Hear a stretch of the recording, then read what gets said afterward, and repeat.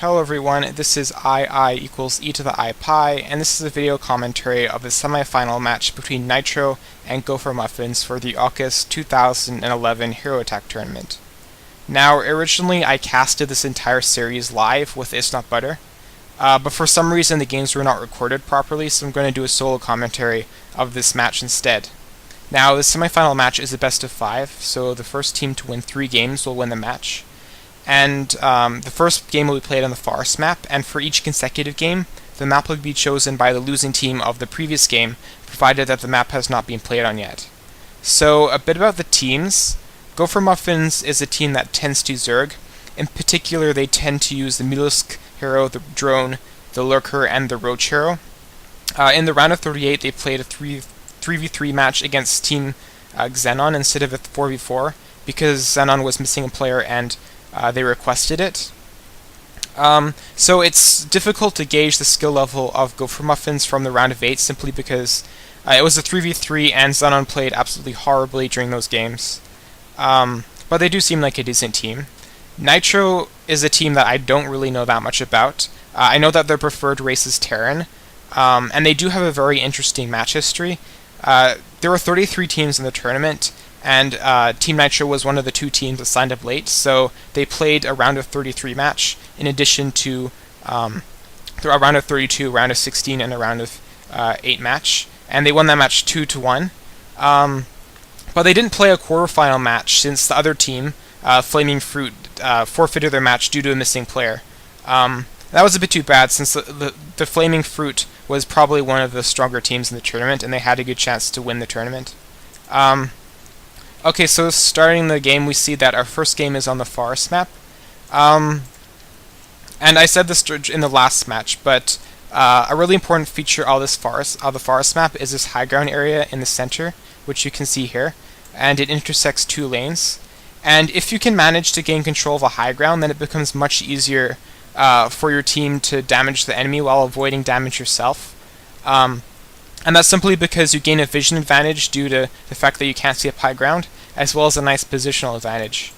So usually it's a good idea to send either casters or ranged heroes to the middle, since they have a much easier time trying to gain control of the middle early, and help compete for the high ground area.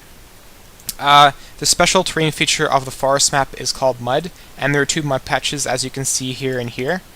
Ground units move at half speed while going over mud, so that's just something to keep in mind. There are various critter spawn locations such as here, here, here, and here.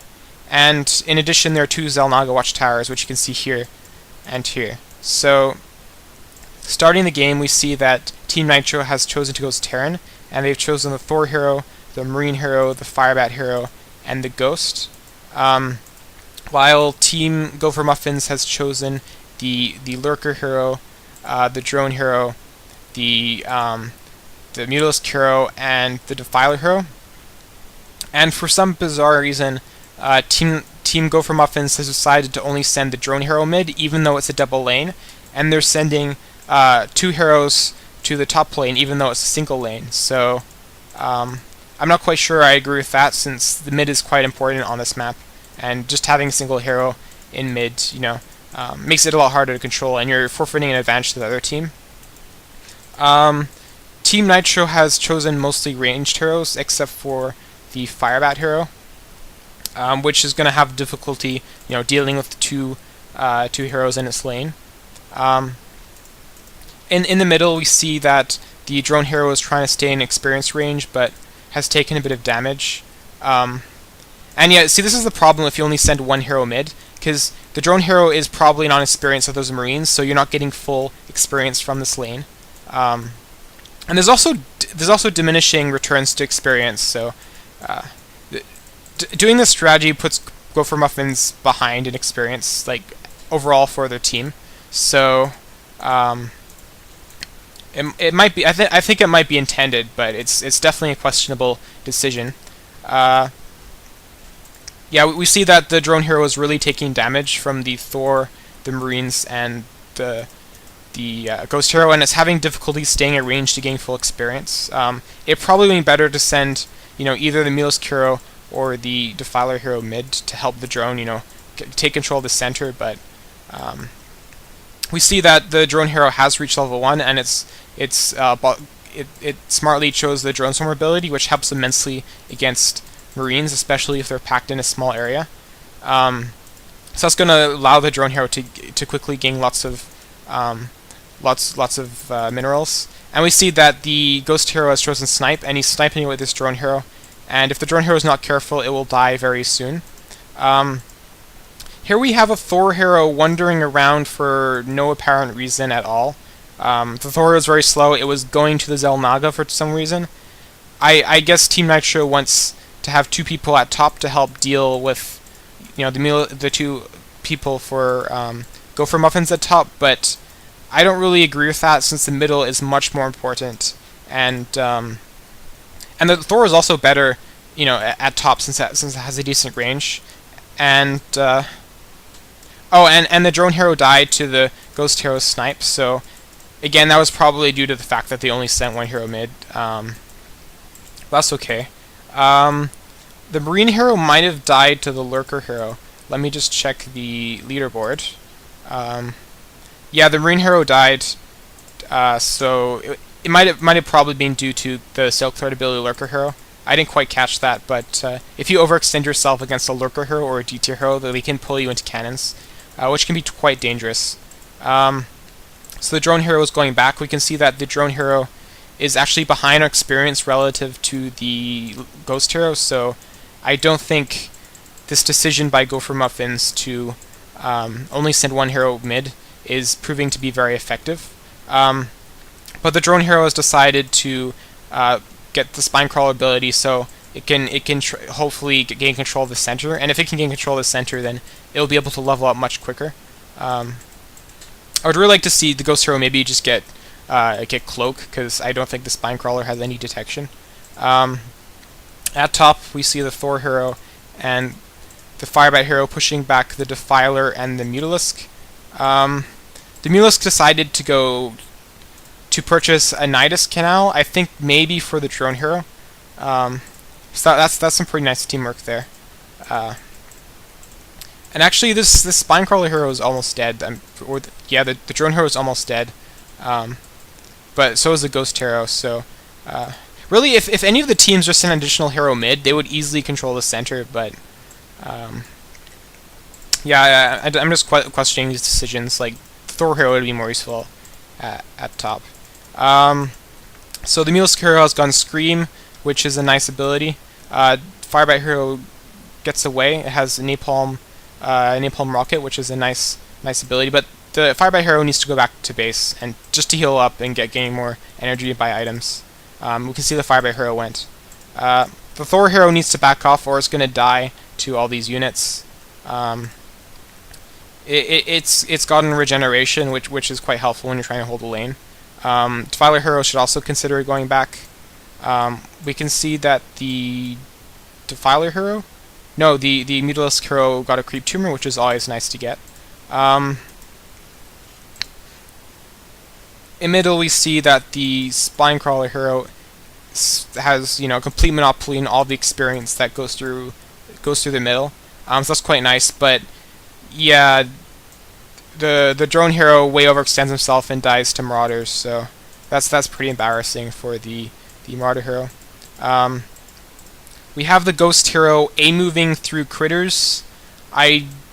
That's probably a mistake. I mean, you can at least micro, but yeah, that was a mistake. And you can see that the Ghost hero lost a lot of life during that. At top, yeah, the Defiler hero needs to go back soon.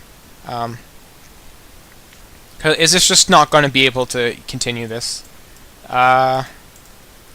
We see that the drone hero is taking advantage of the Nidus Canal that the Ghost hero placed, and now it's retaking control of the center. Looking at experience, we can see that the teams are fairly even right now, but Nitro is slightly behind in experience, which isn't that great since it's still very early in the game. So I guess they just haven't been laning effectively, or so not that much is happening right now. I think Uh, all the heroes are just trying to maximize experience while minimizing that of the opponent. That Melisk hero needs to go back really soon. It's low on energy and health. I think it might be waiting for the Defiler hero to reinforce it so it can go back and they don't lose experience. And the Defiler hero is crittering for some reason. You don't see that very often. But yeah, the Melisk hero should go back.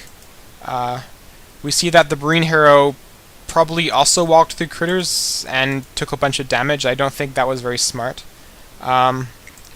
We see that Tyranny's Spinecrawler hero is trying to push this this middle lane, and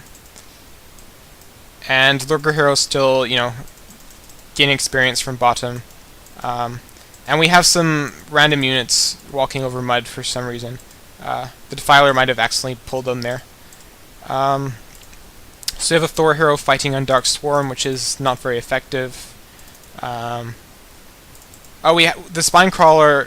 Yeah, I think the reason why the Gopher Muffins decided to send only the drone hero mid was because they wanted the drone hero to level up very quickly, so they could.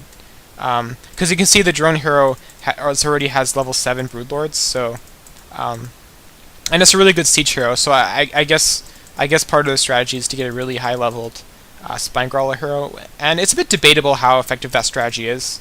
I mean, we saw earlier in the game that the Ghost hero was out-leveling the Drone hero, simply because the Drone hero couldn't lane properly with just 2v1, but that's their decision. So at bottom we see that the Drone hero, the Lurker is using its cocoon to avoid damage, while the Ghost hero attacks it. And a cocoon is a really useful ability because it allows you to regenerate life and avoid damage, but it doesn't really cost energy, so it's always a good ability to get early game, because then you can spend all your energy on another spell. So at top we see all the heroes at top are very low leveled, and yeah, simply because they have like one lane divided by 2 people. So yeah, it's a bit, I don't know, it's a bit puzzling to see players do this rather than send 2 heroes to mid.